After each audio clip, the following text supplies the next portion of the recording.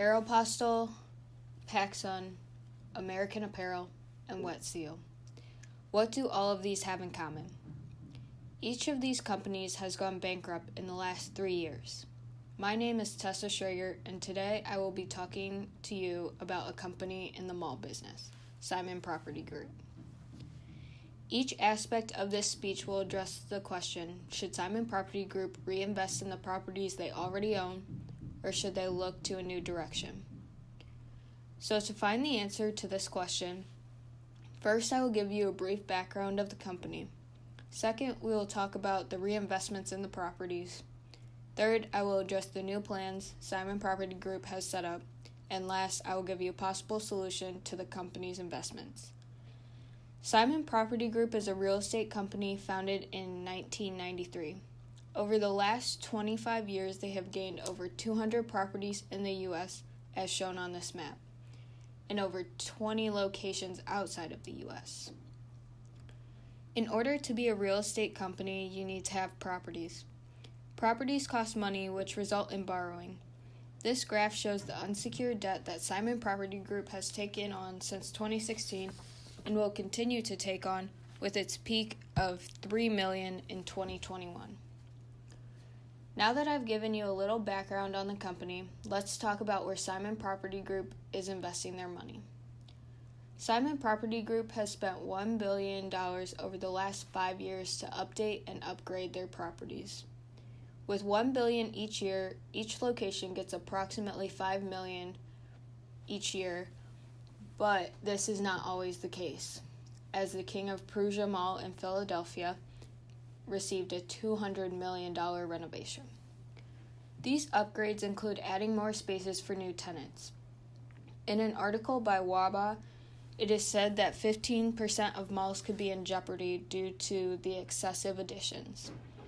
Also, in addition to these spaces, Simon Property Group shares have gone down 21%. Simon Property Group adds new spaces, but many of their tenants, such as the ones on the board, and their big tenants, such as Sears, Macy's, and JCPenney, are closing their locations. This graph shows the closings of Sears, Macy's, and JCPenney over the last 3 years. So now that I talked to you about one way Simon Property Group is investing their money, let's talk about the new plan Simon Property Group has come up with. SpinCo, or the Washington Prime Group, was proposed in 2013.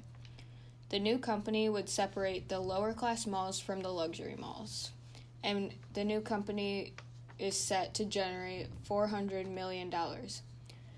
The company officially took off in 2014 as the Washington Prime Group. Today, the Washington Prime Group owns almost 100 properties, which are shown on the map. Branching into new companies, Simon Property Group is now investing in hotels and restaurants.